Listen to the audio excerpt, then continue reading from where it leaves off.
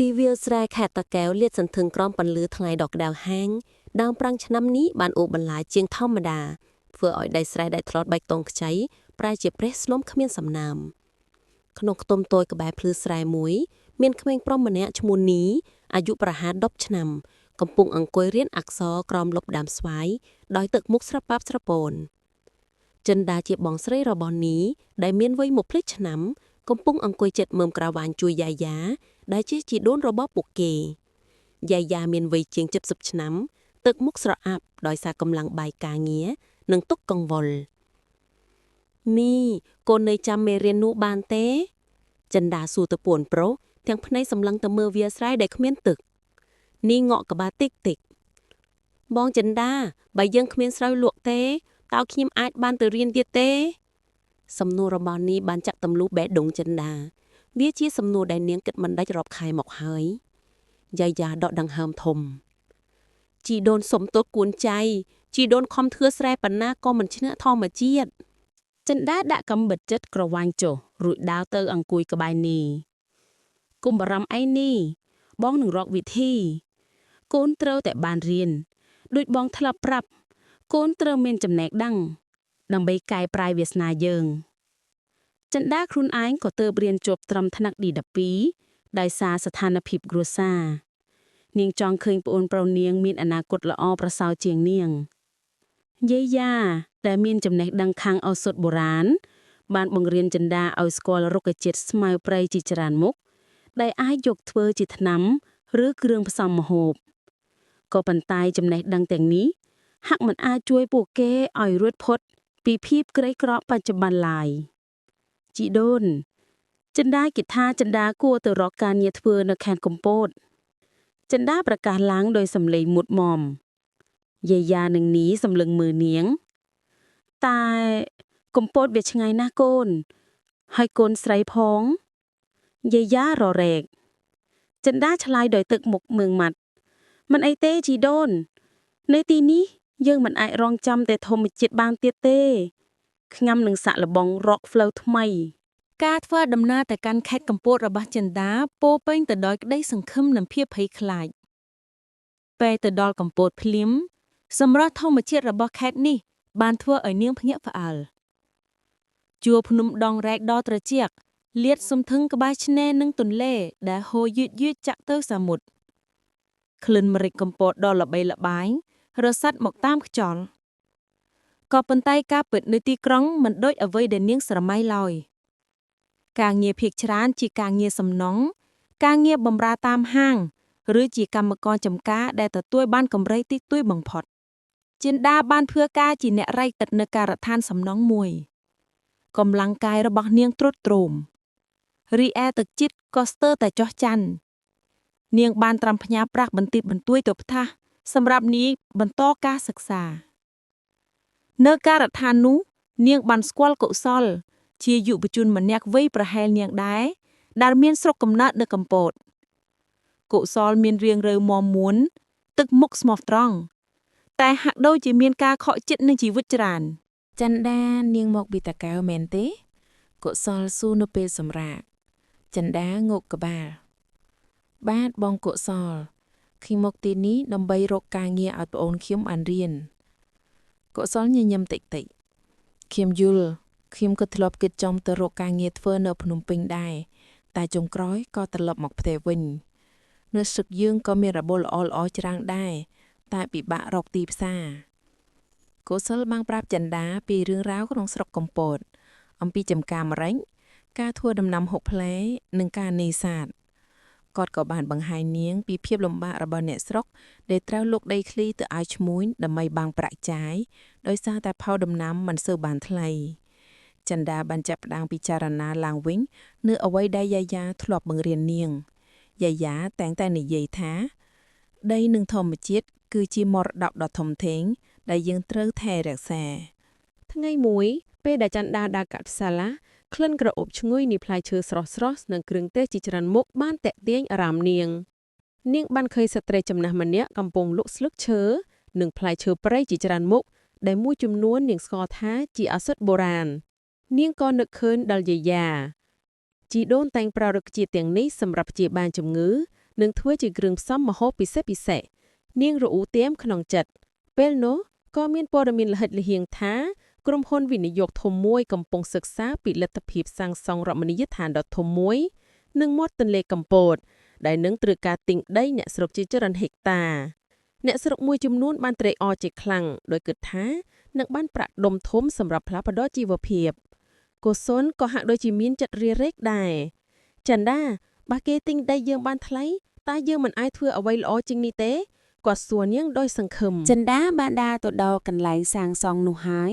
ឃើញដីព្រៃដីចំការមួយចំនួនដែលត្រូវឈូសឆាយនាងស្រាប់តែមានអារម្មណ៍ក្ដុបក្ដួលនាងនឹកឃើញពាក្យយាយាថាកូនអើយ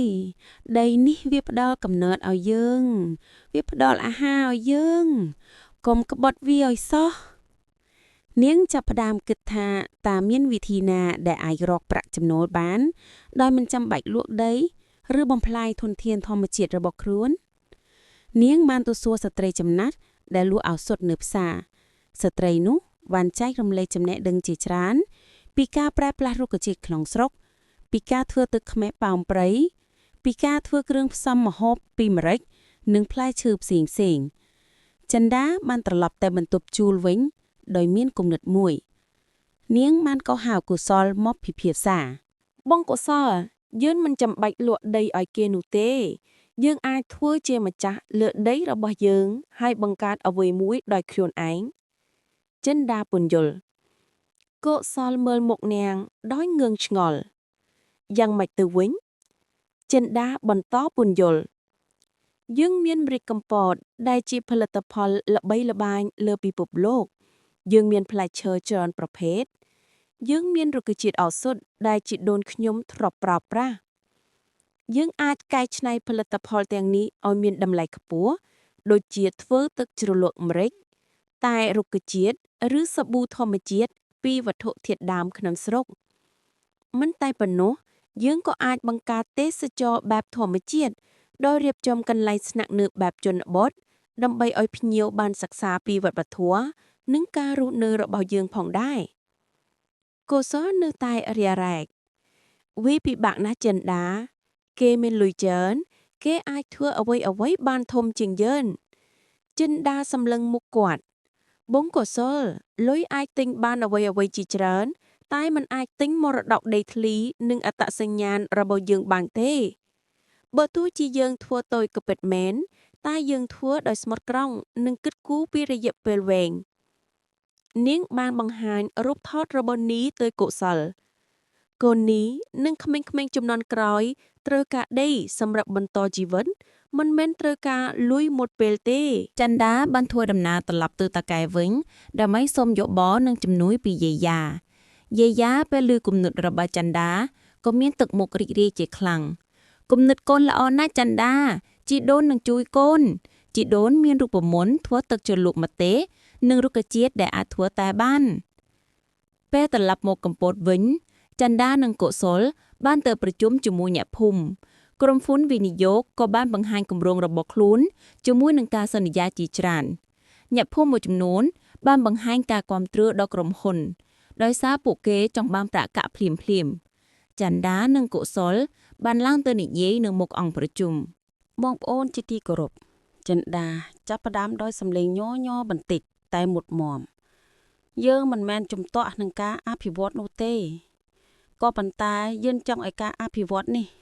នាំមកនូវផលប្រយោជន៍ពិតប្រាកដសម្រាប់កូនចៅយើងគ្រប់ចំនួនបើយើងលក់ដីថ្ងៃនេះ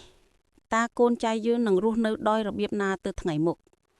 យើងអាចបង្កើតការងារដោយខ្លួនឯងតាមរយៈការកែច្នៃផលិតផលពីធម្មជាតិរបស់យើង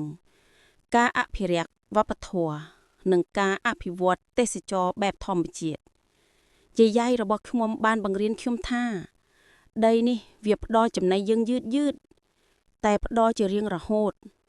កុំបដូរយកវាជាមួយលុយមួយផ្លែតកុកសក៏បានបន្ថែមបាទបងប្អូនក្រុមហ៊ុននេះពេលគេចំណេញគេនឹងត្រឡប់ទៅវិញតែយើងជាអ្នកស្រុកយើងនឹងនៅជាមួយដីរបស់យើងជារៀងរហូតសូមបងប្អូនពិចារណាឲ្យបានល្អ ដំបងឡើយមានការជជែកដេញដោលគ្នាជាខ្លាំង ក៏ប៉ុន្តែក្រោយពីបានស្ដាប់ការពន្យល់របស់ចន្ទានិងកុសលអ្នកភូមិជាច្រើនបានចាប់ផ្ដើមគិតគូរឡើងវិញពួកគេបានឃើញពីការសន្យាដ៏ខ្ជិលរបស់ក្រុមហ៊ុនវិនិយោគនិងផលប៉ះពាល់រយៈពេលវែងទីបញ្ចប់អ្នកភូមិភាគច្រើនបានសម្រេចចិត្តមិនលក់ដីធ្លីរបស់ខ្លួនឡើយ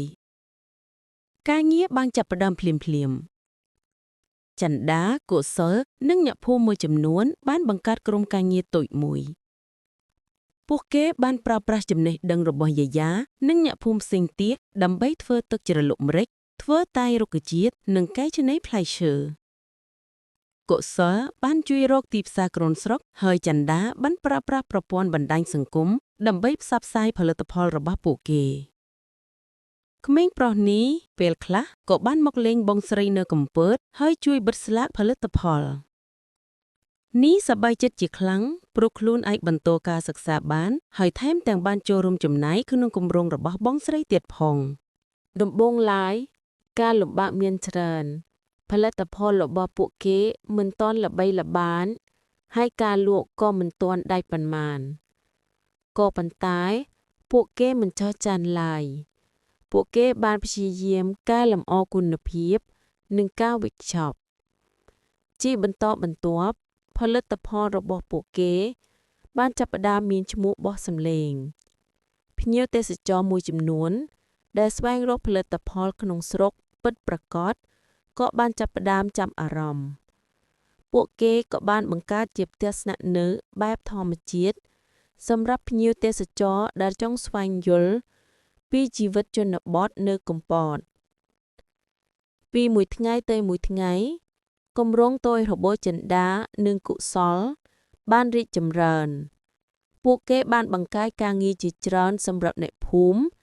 ដោយមិនចាំបាច់លក់ដីធ្លីរបស់ខ្លួននេះបានបន្តការសិក្សាដោយជោគជ័យហើយបានក្លាយជាយុវជនម្នាក់ដែលមានចំណេះដឹងនិងឆន្ទៈខ្ពស់យាយាក៏មានទឹកមុខស្រស់ថ្លាឡើងវិញដោយសារបានឃើញចៅស្រីរបស់ខ្លួនធ្វើការដ៏ជោគជ័យនិងជួយសហគមន៍